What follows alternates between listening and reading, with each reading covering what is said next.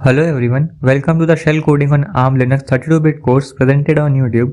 This is the second video of this entire playlist. So in this video we are going to talk about why we are entirely focusing on ARM assembly, ARM processor. As I previously stated, the usages of ARM processor, like they are used in Android and iOS phones, all the IoT devices ever existed uses ARM processor. So there might arise a question in many of you like, why should we learn about ARM assembly? What will be the benefit in the near future for the ARM architecture, ARM processor? So according to many computer scientists and experts, they have stated that ARM will power the upcoming cloud infrastructure.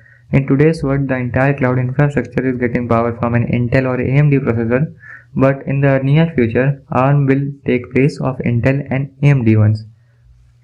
So there might also arise a question in many of you like, what is the secret behind the success of ARM processor? So because of the complexity of the architecture implemented in ARM processor makes it way more efficient, powerful than the Intel ones. So if I talk about the architecture implemented in ARM processor, so it is known as Harvard architecture. Also talking about the architecture used in Intel processors or implemented in Intel processors, it is known as von Neumann architecture. So what is the major difference between these two architectures?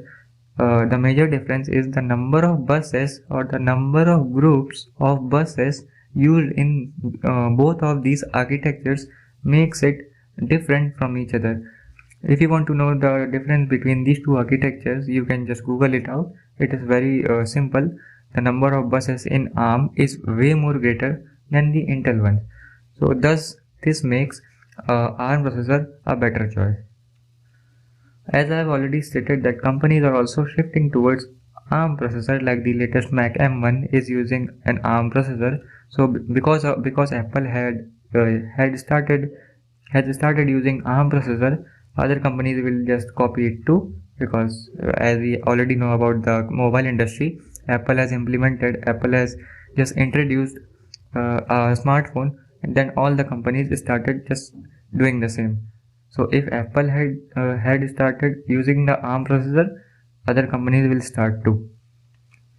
There might also arise a question like, is ARM better than Intel or not? If you are talking about the battery efficiency or electricity efficiency, then ARM is a clear winner. Intel is nowhere around it.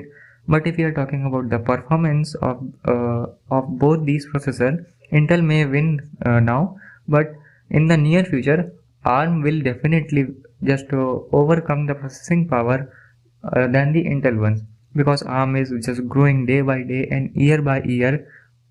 So it is predictable that ARM will overcome the processing power too, as we compare to the Intel processors.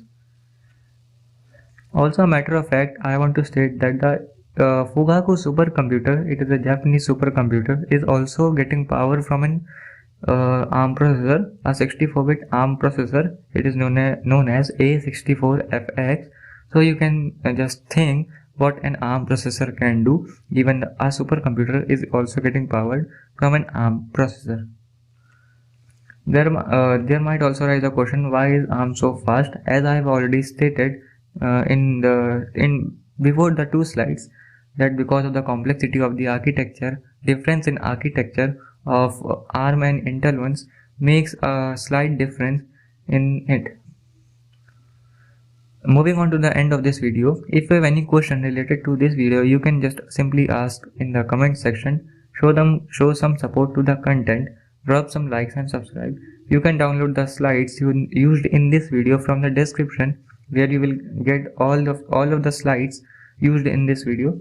You can follow me on my Twitter and GitHub handles. And that's all for this video. Thank you.